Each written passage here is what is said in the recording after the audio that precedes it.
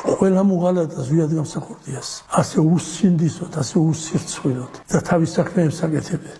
ეს გიორგაზე რო არის თბილისის ზღვაზე რო რაღაცა კომპლექსს აშენებს ერთი კითხეთ საიდან ხოდა საწყისი კაპიტალი სად იშოვეს საწყისი კაპიტალი ამ ხალხმა იშოვეს გაძარცვეს საქართველოს ამ მეჯართეებმა და მასმა გაძარცვეს საქართველოს არ დედამიწის ზოლზე არაფერი არ დატოვეს ტირილი მოგინდებოდა მთელი კიროვის ქარხნიდან ესე იგი ირანში კომპიუტერული სისტემის ჩარხები ესე იგი უპაკოვანი შეფუთული ჯართა ჩააბარეს არ ენადებოდა დედამიწის ზოლზე არაფერი მთელი საზღვაო სისტემა გაყიდეს ესე იგი ბათუმიდან დაწყებული ფოთში საზღვაო სისტემა არ იყო გემები არ ყავდა საქართველოს არ იყო გემები ხო ყავდა სულ ყველაფერი დაყიდეს ესე იგი არ დაზოვეს რა დაუშავა ქართველმა საქართველოს სულ ვეუბნებოდი ზვიად გამსახურდიას რომ ჩვენ გვჭირდება 160 კაცი თუ 160 კაცს ჩვენ ვერ მოვძებნით მაშინ ეს ერი არ არის ერი არ არის და მაშინ უნდა დავანებოთ ყველაფერს თავი 100 კაცი პარლამენტში დანარჩენი 60 კაცი პრეფექტია თუ გამგებელი და 10 მინისტრი 160 კაცი პატრიოტი რომელიც თავის სიცოცხლეს შეწირავს სამშობლოს იმას თუ ვერ მოძებნი რა ერი ხარ მაშინ არა ხარ ერი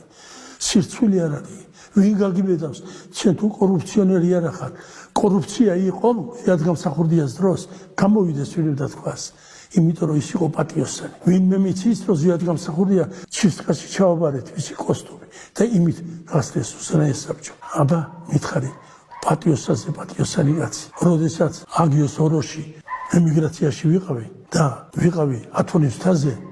მერმა მითხრა როდესაც მარიამ ღვთისმშობელს დაჩოხილი შევედრე აპატია ქართველ ერს ამდენი სიგლახე თქო ერთი თხოვნის უფლება მქონდა იმან მითხრა ნავრიატლები კონსულად მითხრა არა მგონია შეისვინო შენი ვედრება მარიამ ღვთისმშობელმა იმდენი სიგლახე გაკეთებული მითხარი ეს სურათი ზვიად გამსახურდია სურათი ქონდა მაშინ ჩააკარეთ მითხარი ის ისტორიის იმაში ვიცით ყველაფერიო ყველა ინფორმაცია გვაქვს ღვთისმიერი კაცი ღმერთმა გამოგიგზავნეთ და როგორ მოეკეცით მას პირგამშრალი ვიყავი სულ ყურში მესვლის არა მგონია აი ეს არის პასუხი რო არავის რუგია იმიტომ არიან გადახედებული ახლა საოცარია მე არც მეგონა მოდით ღიად თქვათ რა ყველამ გაყიდა საწყალი პრეზიდენტი ყველამ გაყიდა მოდით დღეს რაც არ უნდა იმართლოთ და უშიშროებამაც პროკურატურამაც